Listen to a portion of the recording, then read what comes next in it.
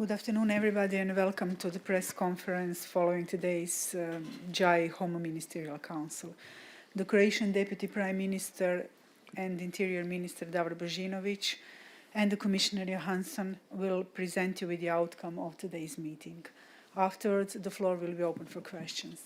Minister, you have the floor. Thank you. Good afternoon.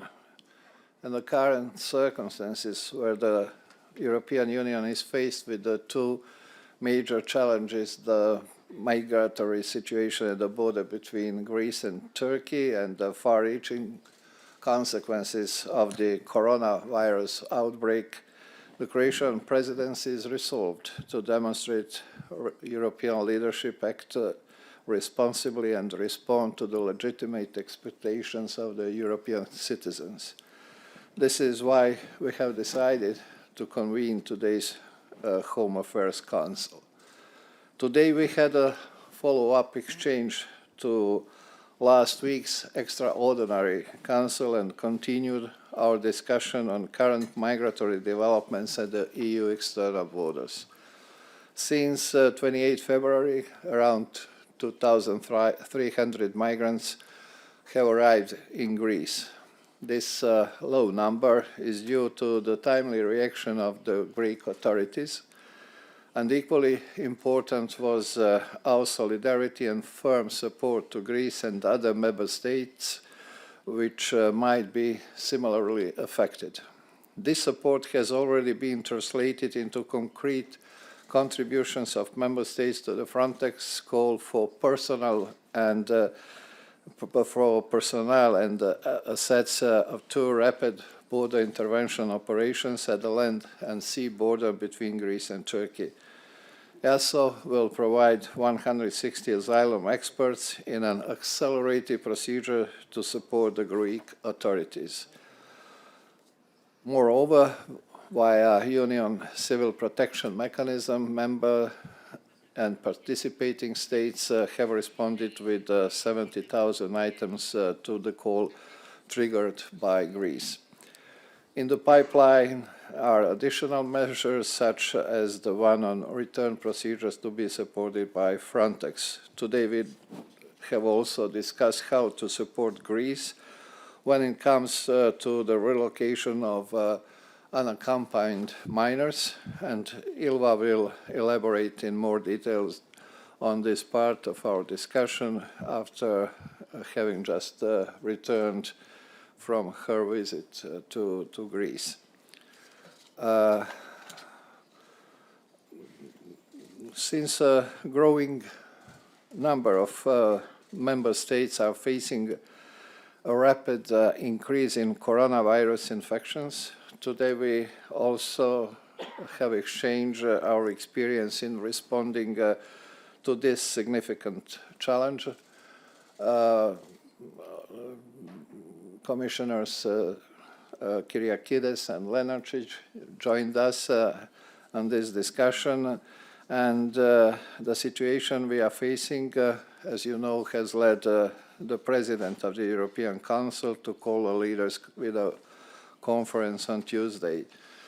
They expect from us, the Ministers of Interior and our health colleagues, to consult and ensure coordination aiming at common European guidance, and we will start to do it since Monday. We agreed today to make full use of all tools at our disposal to achieve our common objective, to be more efficient when it comes to containing the spread of the virus. It has a vast impact on the health of our citizens, on their lives and on our economies.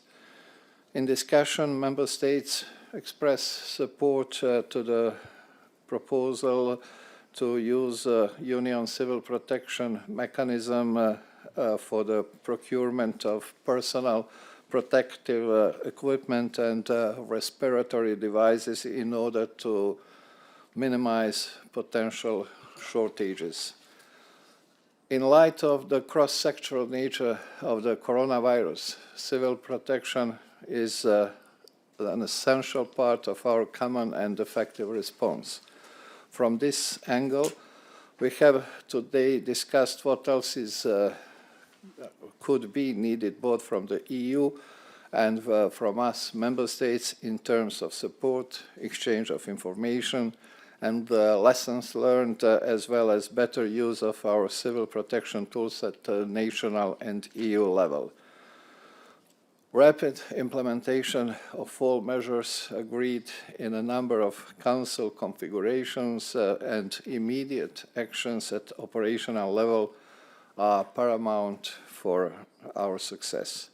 Now let me conclude my remarks, introductory remarks here, and give the floor to Ylva. Ylva, please. Thank you, Davor, and we had very good discussions today. First, a few words on the migration situation in Greece and at the border towards Turkey. I was in Greece yesterday, and there have been very few irregular arrivals the last week of irregular arrivals of migrants towards Greece, but there's still, of course, a lot of attention that has to be put into this issue.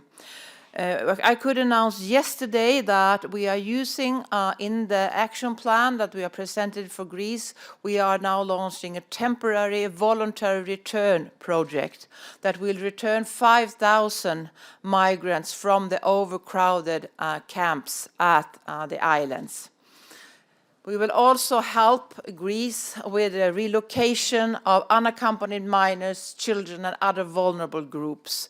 Yesterday, I could present that 7 member states are ready to relocate 1,600 unaccompanied minors from Greece now. At the meeting today at the Council, there were even more member states that signaled that they are ready to do relocation, or they are now considering to also join in for more relocations. Other member states signaled that they, at the conference that we're going to have in May on children, migrant children, they are ready to deliver also other kind of support for these vulnerable groups at the overcrowded camps on the islands and also in other parts of Greece.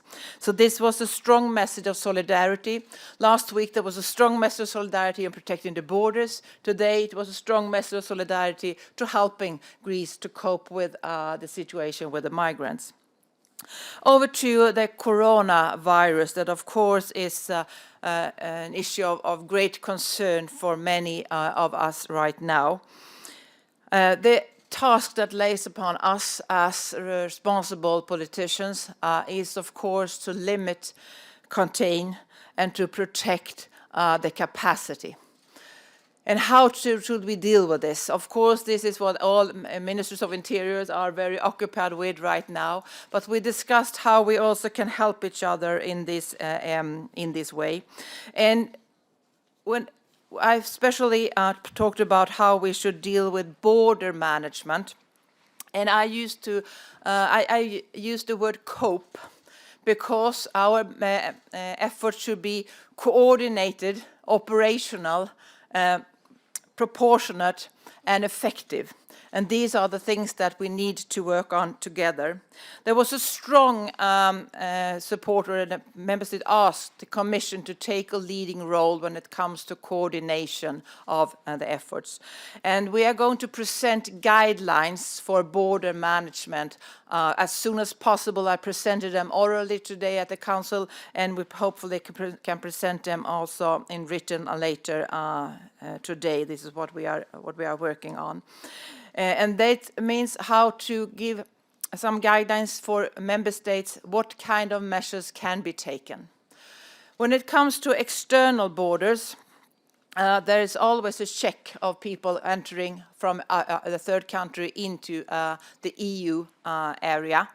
And there is a checking of the identity. There could also be, if a possibility to add medical checks towards these checking. If a person shows symptoms or in other aspects can be considered as a threat towards public health, it's a possibility to deny a person entry towards the European Union on that basis.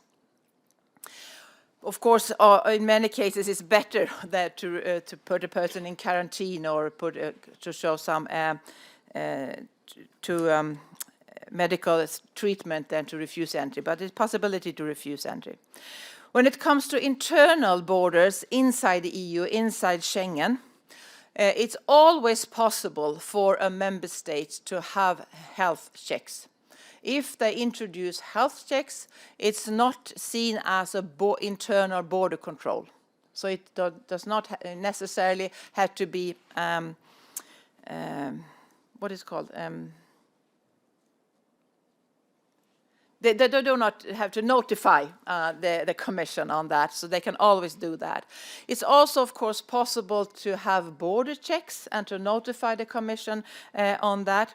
But what I recommend and what the Commission recommends is that before taking these kind of measures towards another member states, we should coordinate these kind of decisions so that especially neighboring countries could be aware and have the same approach, how to deal with this.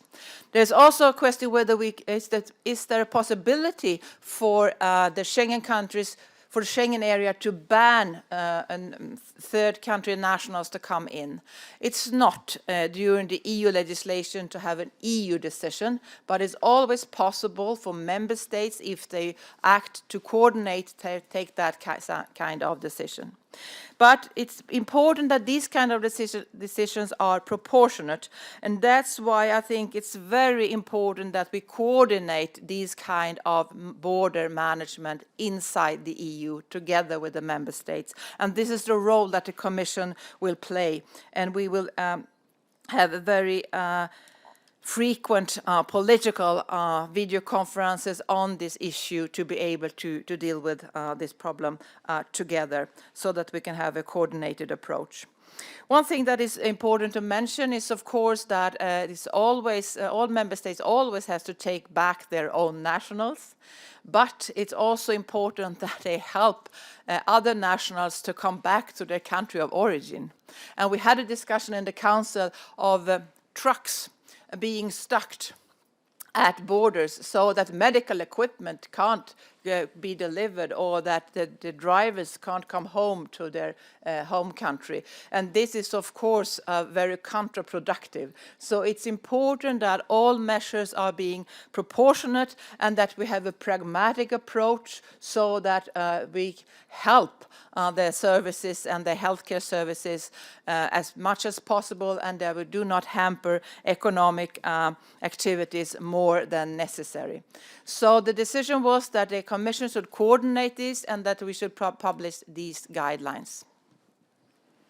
Thank you. The floor is now open for your questions. Please state your name and media you are representing.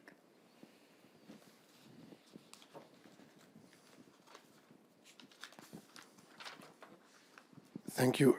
Thomas Kutschka, Frankfurter Allgemeine Zeitung. A question to Commissioner Johansson. Is it working? Where are you? It is. Okay, here I am. Ah. Okay. Hi.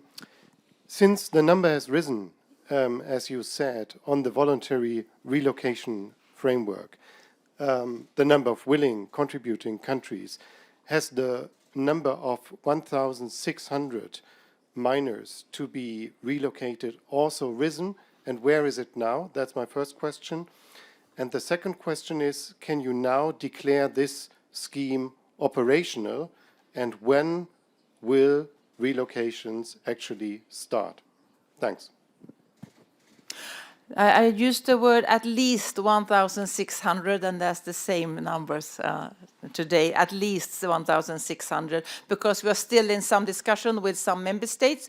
And why I say that is because some member states have a decision saying that we will do relocation from Greece and Malta and Cyprus, for example. And these are the kind of different, and some member states have a span of between how many they will take. So this is, I say, at least 1,600. And this will be operational very quick. We are now together with the Commission will play a coordinating role, and we will do this together with the Greek authorities, of course, and also together with IOM and EASO. Things that has to be figured out is the age assessment. and also if there is any special action that has to be taken according to the coronavirus to make sure that we're not spreading that. That these kind of things must also be taken into account, but it's going to be operational pretty soon. I hope that the first one going to be relocated maybe next week. But that's not a promise, but I think it's no use waiting. Merle Tilk, ARD German Television. A follow-up on that.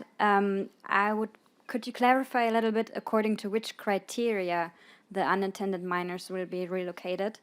And maybe you said hopefully next week, but could you be a little bit more specific on that? What do you have in mind when you were talking about the timing? Well, we're going to work very close, of course, together with the member states that will welcome these unaccompanied minors. And the member states that are welcoming have they have different criteria of what kind of criteria there should be for their countries, so they are ready to welcome. That could be of the language, that could be some other criteria. So this is something that we will coordinate and monitor from the Commission side together with the Greek authorities and IOM and EASO to find this the best way. And some member states are ready to take them as soon as possible. I talked to Luxembourg today, they were ready to do it next week. Other member states might need some longer time before they are prepared to welcome them. So that's going to be tailored for each member state to fit for them. Thank you, Commissioner. Any more questions? Thank you, Mario Drescu, La Libre Belgique. I had a question about these migrants. These minors, how long have they been on the islands, in the camps? Is, for instance, the time that they've spent there a criteria for relocation?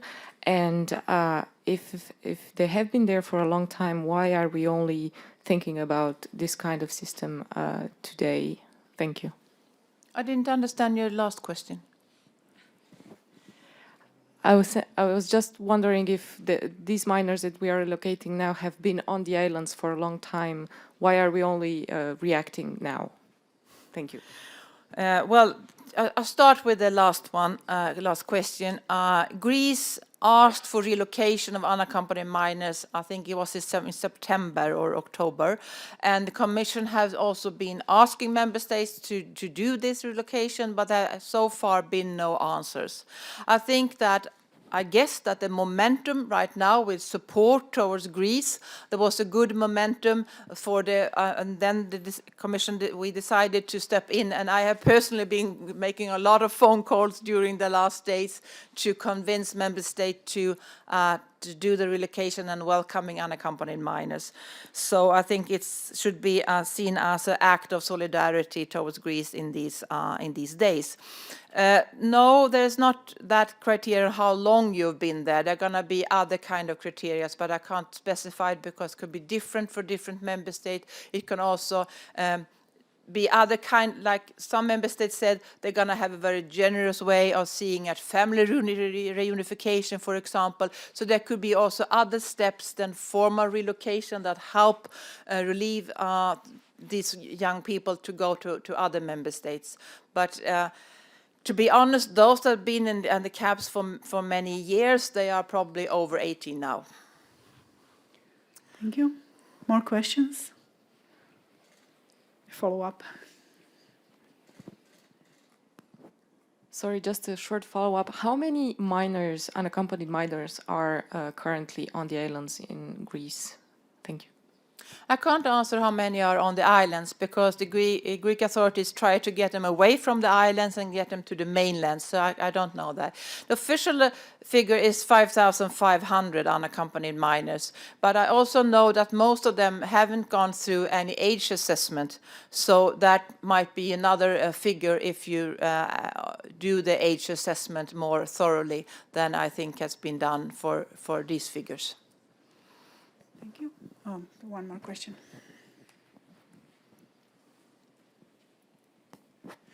Nordin Fridi from Al Arabiya News Channel. Now, Commissioner, what will happen for the other more than 1,600? You spoke about 5,500, the same figure you used in the European Parliament last week. So what will happen for the others? And how they are, under which condition, where they are living Are they under, let's say, public authority control? Are they between humanitarian organization hands, or are they maybe victims of the exploitation and abuse? Thank you.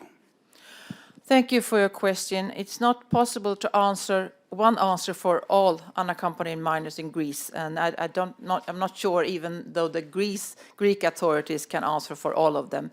There are of course risk of people, or young people, being victims of trafficking or absconding or disappearing. We see that in reports from Europol. But on the other hand, I had a good discussion with the Greek authorities yesterday, telling about a high proportion of young people going into school. They are attending schools on a daily basis. They have some problem, and the teenagers dropping out, so they're trying to get them into vocational training. They have guardians. They are working with the housing issue, so it's not like all of them are living under very bad conditions. A lot of them are living under quite okay conditions in camps on the mainland, for example, and some in families and so on. So that could be different, but others could be under other circumstances. It's important that Greece also have, of course, the responsibility to integrate those that are coming to their country to get their asylum, and also to be integrated into society. And this was one of the issues that we talked very much about yesterday, and that the Greek authorities, in my view, are really putting a lot of emphasis on have good integration measures for those that have the right to stay in Greece. Follow-up question. A follow-up, more general, if you don't mind.